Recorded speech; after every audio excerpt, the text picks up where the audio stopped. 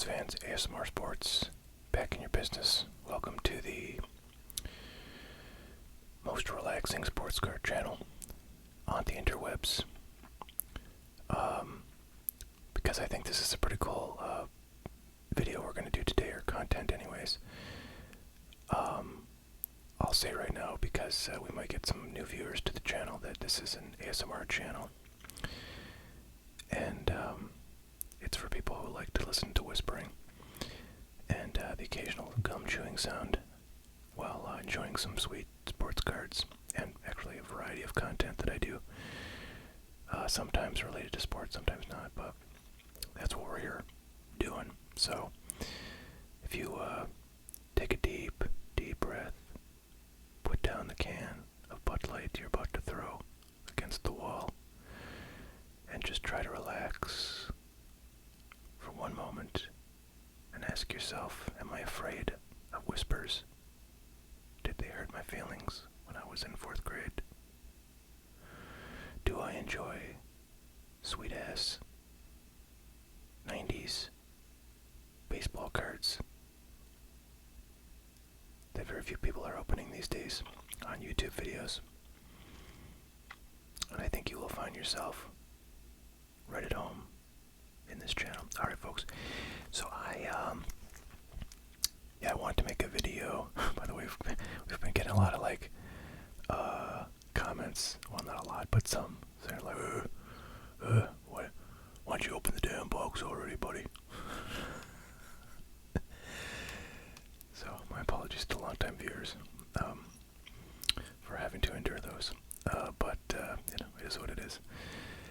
So yeah, I want to make a video for opening day, but I just could not find the time. I'm just absolutely screwed on finding time these days to do anything other than catch up on work and manage the little ones and so forth. But a couple of weeks ago I ordered this box and a few other things because there was a sale at oh man, I think it was Crook Cards, which is like a huge online sports card seller, and they often have some pretty cool stuff. But they had like a sale and everything was like either 20 or 25% off, so I bought a bunch of stuff.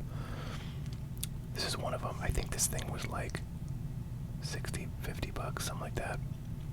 So this is 1996 Bowman's Best baseball cards. This is like the 3rd year of Bowman's Best, and quite frankly, I feel like it's the first year that the design sort of felt like something other than a, I don't know, alternate version of Topps Finest.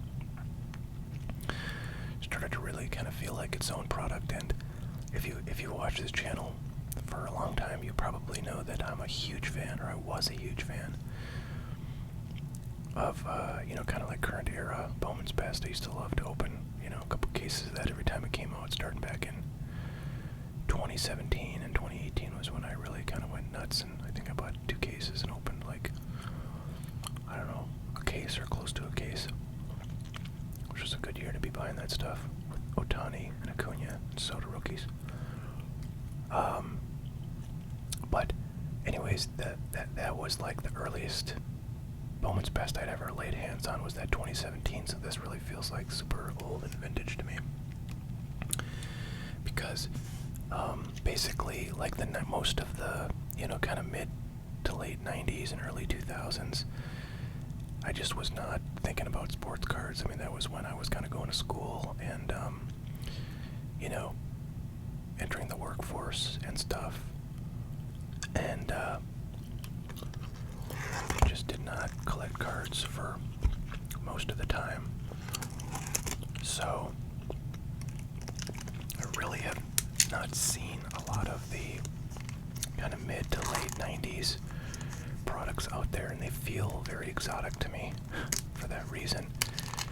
And they're only getting harder and harder to come by, as a lot of people are opening this stuff to find like the refractors or the gold parallels or the other rare cards, and try to grade them. I actually had a bunch of late 90s stuff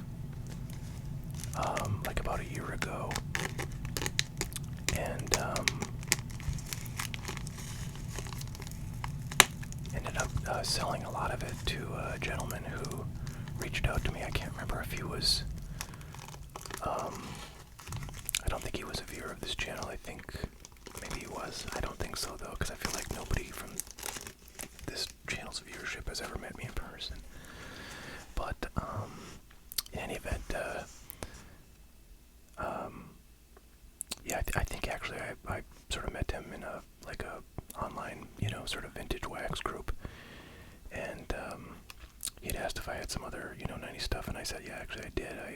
I did stumble upon a good chunk of it a number of years ago, and just kind of held on to it, and so I ended up selling a bunch to him, and I talked to him a little bit when I was selling it, and I was like, what do you do with this stuff? And he's like, yeah, I open it because I'm looking for gradable superstar cards, parallels, and they can certainly, bring a good buck if you get them. So if you spend whatever $100 on a box, it can definitely pay off. So maybe we'll find that to be true. I wanted to see what was in here. Gold parallels. I feel like this looks like a gold parallel. Is it possible this is? I don't know. Silver set. Oh no, gold. It's not a parallel. The gold is the veterans, and the silver is the stars, I guess, is how this is going. And then 52 Bowman, Mickey Mantle Finest card, randomly packed. Mirror Image, double-sided cards, randomly packed.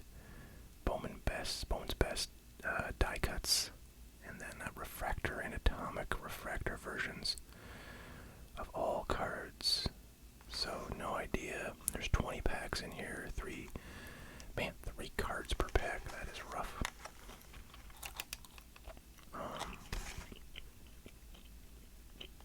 I don't know if they made, sort of hobby and retail forms of this product, but I don't see anything indicating that this would be one or the other, and certainly today they only make just the hobby boxes of Bowman's Best, so I'm kind of assuming this is the only format this product came in.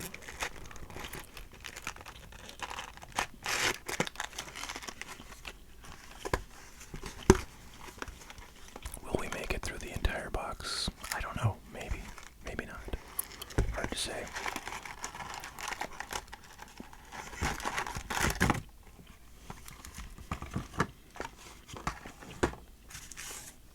I feel like the 3 cards per pack and then like 20 packs in a tiny little box like this is a little absurd. But tops is gonna tops, Alright, here we go. The first ever vintage Bowman's Best I've ever opened. Man, I feel like, yeah, definitely with this era of cards in the super glossy kind of products, you have a significant threat of sticking, but I feel like for sets like Bowman's Best and Finest, you have less of that than with like Stadium Club. It's sticking to the wrapper, that's for sure.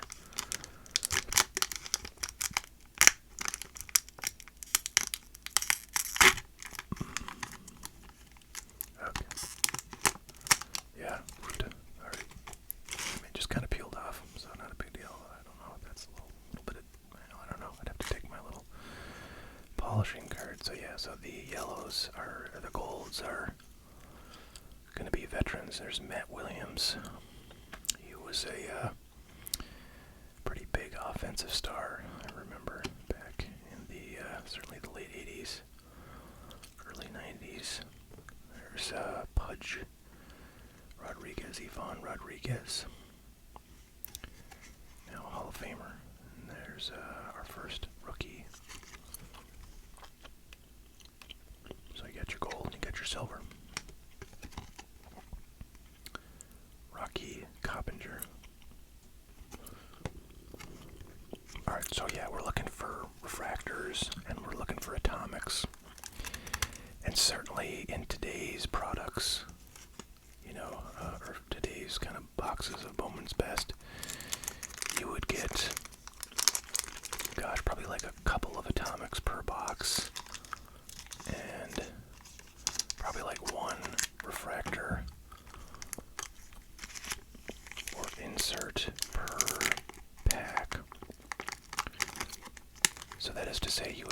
lots of refractors and atomics.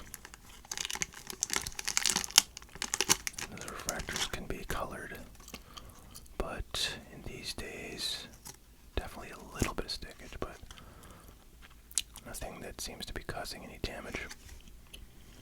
Alright, there's Manny, Ramirez, Ray Durham.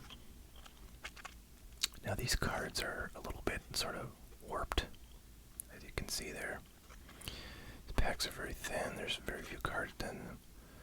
But I feel like that would probably not really affect the grade of the card because it's not a crease, and cards are often sort of bent a little bit, especially chromium ones. They tend to just, either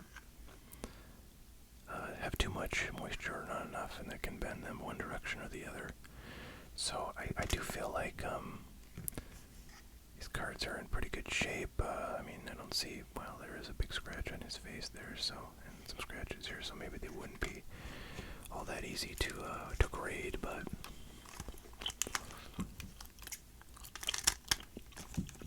I'm not sure I would ever grade anything in these boxes unless I got a pretty solid, like, refractor of a big star.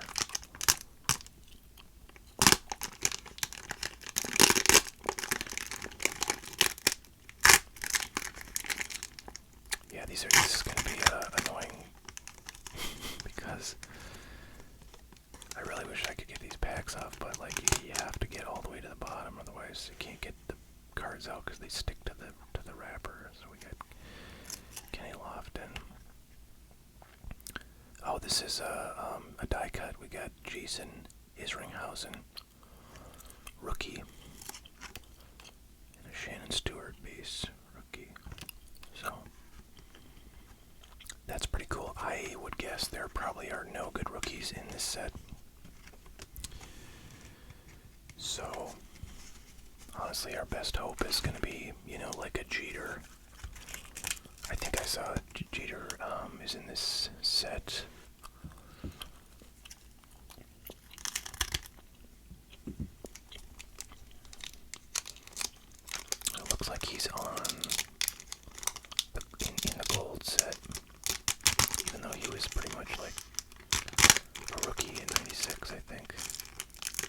He had cards going back to '93, like when he was drafted, but those are, by today's standards, not really rookies because he wasn't playing. I mean, I guess they are rookies, but they wouldn't be official MLB rookie card logo rookies because you can't have one of those till you've actually played. In the bigs, there we get Jason Giambi.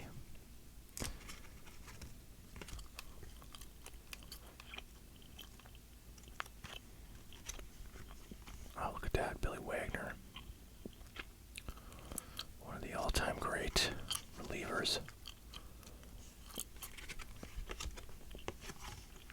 And a Carlos Guillen. So yeah, the difficulty of opening these without making giant amounts of noise is sort of making me not really want to go through this entire box, but we'll see. Maybe I'll get excited if we pull a good card, like a nice veteran.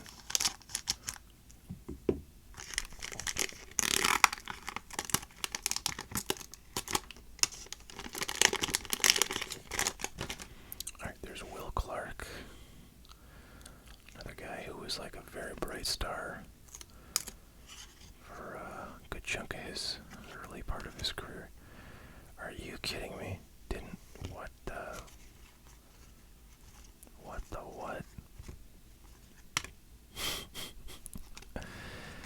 I mean, come on. Topps Collation. What are you doing to me? Jeff Suppan. So we got two die cuts now, and they're the exact frickin' same guy. I mean, at least I've heard of Jason Isringhausen, so there's that, but I don't think he had much of a career. I think he had a little bit of a career, but not a super long one, and I don't think he was like a very successful pitcher, but be wrong. Again, I was not really collecting or paying much attention to the game of baseball when this stuff came out, so who the F knows? Oh, okay, finally we got our first, like, real superstar Hall of Famer. And that is going to be Eddie Murray.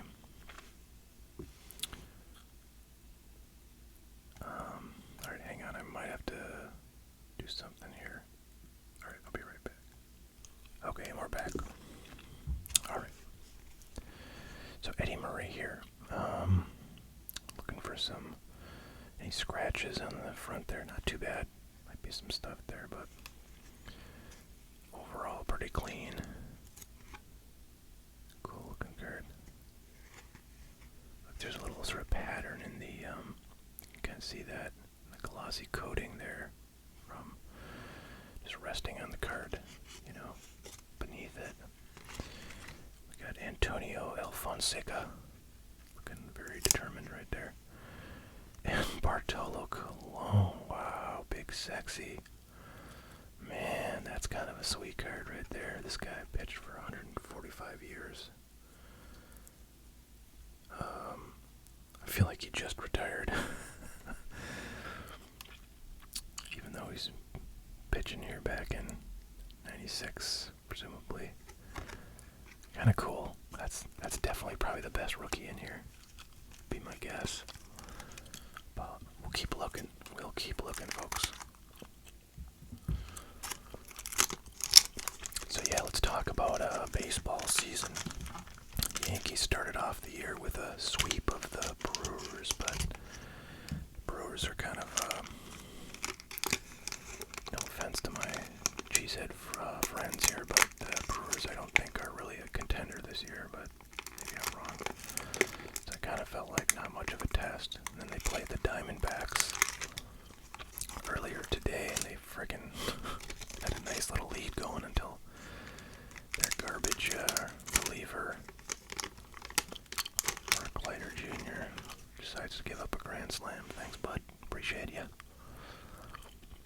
So they promptly lost that one, 7-5. And now I have to wonder if it's the beginning of a streak. Matt Wagner. And I don't know, I feel like the most exciting story in baseball is these new, like, torpedo bats the Yankees are using. And now with that, a lot of other players are suddenly using as well. Basically, a torpedo bat is just a bat that has the sort of thickest part of the barrel, like a little bit closer to the hands than the end of the bat, which would be the traditional way of, you know, lathing a bat, manufacturing a bat. And so that is good for some players, not a lot I should say, but some players tend to hit the ball, you know, closer to their hands, just because, I don't know, that's just how they ended up sort of learning how their, you know, hand-eye coordination and brain sort of functions is, you know, to get the ball to the part of the bat that's closer to the hands than the thickest part of the barrel on a regular bat. So they just kind of moved the place where the bat is the thickest to somewhere closer to the hands, and so it looks like a torpedo, like the bat has sort of a lump in it instead of it being tapered all the way to the end. So it's like thickest at the very end where you never hit the ball. So why would you do that? But that is the way a normal bat is. So another huge star here, Cal Ripken. Pretty awesome to have Cal and Eddie Murray. Brooks Kishnick. Calvin Reese. So yeah, so you know, there's a little bit of controversy with that because the Yankees were kind of one of the first teams to try to adopt this bat for only, I think, like 2 of their players, who they identified as, you know, having ball contact on their bat much closer to the hands than would be ideal. So, yeah, and the Yankees are hitting a lot of home runs right here at the beginning of the season, so naturally, controversy arises, but it's a bit silly because, I don't know, everybody, oh wow, look at this, we are just rolling in the high dollar, maybe not high dollar, high class, we'll say, Hall of Famers. We got Greg Maddux now to add to our Eddie Murray and Cal Ripken, and that is a pretty sweet little lineup there. So I'm starting to like this product. So yeah, the collation is nuts though. So yeah, a lot of controversy about that, but I mean, if those bats are really as a sort of cheat code as non-Yankee fans or Yankee haters like to imagine, then there's like literally nothing stopping every other player in the league from using them. So maybe they shortly will be, and then everyone will be hitting 2,000 home runs. I don't know. I kind of doubt it. I mean, I just think whatever, the Yankees are kind of on a hot streak, and they probably won't hit this many home runs. But I also have to say the Yankees, I mean, they have a ton of, like, home run hitters now. They got Bellinger, they got Goldschmidt, of course they've always had Judge, but he's hot, so he's hitting a lot of home runs. I mean, Jazz Chisholm, like, is, a 30-plus home run perennial kind of player. Dante Bichette, Derek Gibson, and Wilton Guerrero. So the Yankees have a ton of, like, big bats in their lineup. I mean, they also have, like, Jason Dominguez, who's ridiculously, powerful hitter. Just hit his first home run of the season. All right, I mean, Austin Wells is their catcher. He's not a bad power hitter. So, I don't know. I think they're going to be kind of one of these. They seem to always do this. They have a guy, they either win by the home run or they lose. Which is actually pretty frustrating because then they go in slumps and they can't hit home runs and they just can't win. But, so, anyways, I'm just saying, maybe the bats are helping these two guys that use them, which I think are Jazz Chisholm and one other guy. I can't remember who. But I don't think that's the only reason the Yankees are hitting lots of home runs right now, since obviously people who are not using those bats are hitting home runs for them. I just think they have a home run heavy lineup, as they sometimes do. And it's working well for the moment, but could go south at any moment. Mark Grace. Cool looking card right there.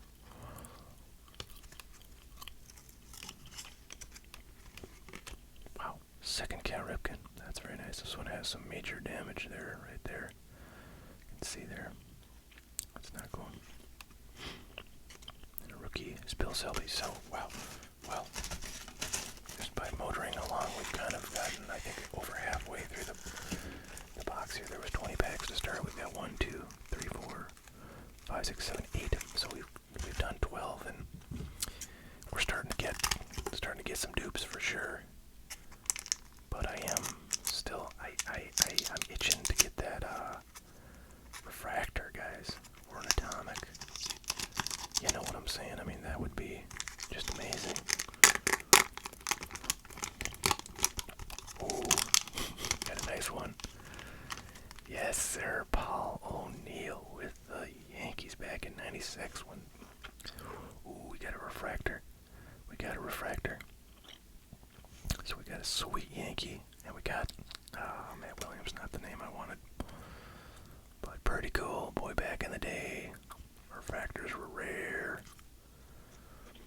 At least in, like, Topps Finest. I don't know how rare they are in this Bowman's Best Stuff. Jay Payton. Here's our rookie. So we got one refractor. Is it possible to get two refractors, or maybe one refractor and one atomic? That is the question.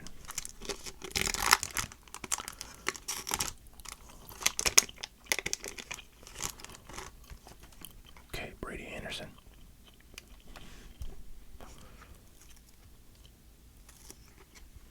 Kevin Ory. Jermaine Dye.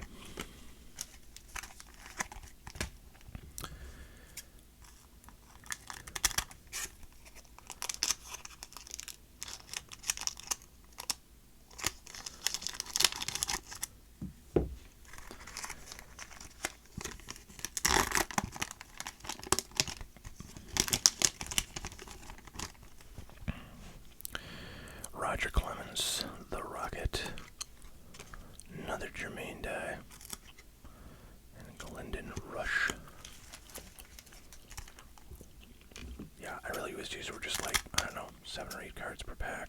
That would be so much less work to get into the cards here.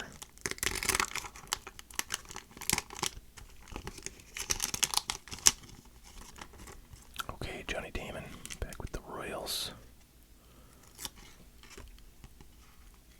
Shane Monahan. Scott Rowland, not a bad rookie if that's actually a rookie. Definitely was a big name for a lot of his career.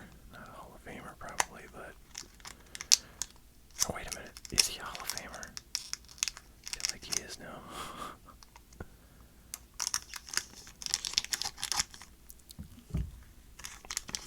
Yeah, I feel like didn't he just like sneak in there like in the last few years? So, there you go. Maybe a Hall of Fame rookie. Lenny Dykstra, everybody's favorite Howard Stern guest. Damian Moss. Rafael Medina. Oh, I love that card back when I collected any Yankee rookie. Oh, that guy looks like a pitcher, so definitely less excited about pitchers, even then.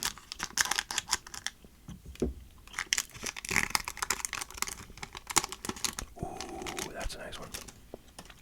Ken Griffey Jr. And with the Mariners, this had to be like one of the last years he played with the Mariners before he went to the Reds.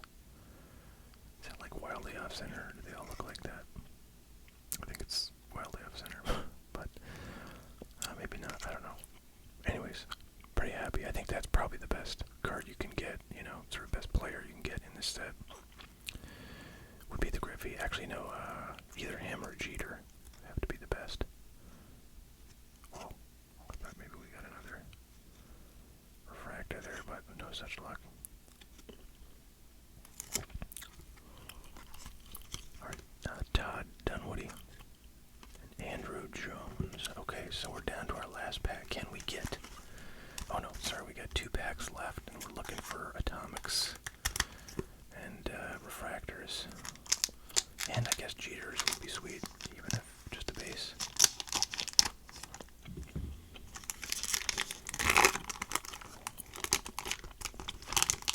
Alright, we got another Hall of Famer. We got Randy Johnson.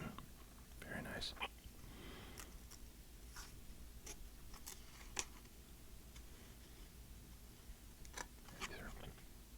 Oh, okay, so Julio Santan's a rookie. And then right behind Randy, we got another Hall of Famer. Get the dang thing. Another Greg Maddux. So at some point I think at the end I'm gonna go through and pull out all the, good names and sleeve them up. Because these are pretty sweet cards, I have to say. I can't imagine they have any value unless they get, graded PSA 10, which I sort of think nothing in here could really do, but dare to dream. Dare to dream, folks. Alright, Ryan Klesko.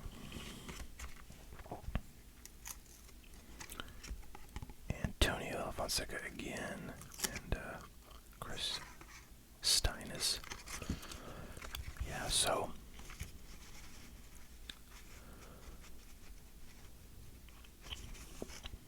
let's pull out the names here we want to protect. Randy, Greg Maddux, Andrew Jones certainly would have been a name you wanted to pull back in the day. Alright, we'll keep Scott rolling. Potential rookie, Johnny Damon. Probably not Clemens. I'm going to sleeve that just because it's a refractor. Paul O'Neill, I love that card, but really not any value. Cal Ripken, number 1.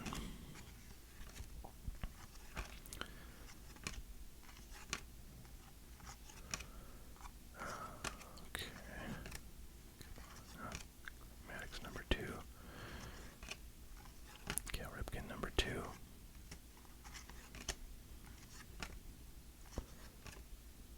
Big Sexy. That really is his nickname, by the way. This is kind of a disappointment that the two die cuts were the same. Not very good name. Manny Ramirez. It took us a while to get a good, to get a good, solid name out of these gold cards. But once they started coming, they kept on rolling. Pretty dang good. So we did end up getting a good number of, superstar Hall of Fame players out of the box. And I do like that the base veterans are all gold colored. I mean, that's pretty cool. Certainly, I feel like makes the card more desirable, right? Even though, if you know, then you realize that all of the cards, all the base cards are gold. Still cool looking. You imagine if they made a set where all the cards were like the Refractor pattern.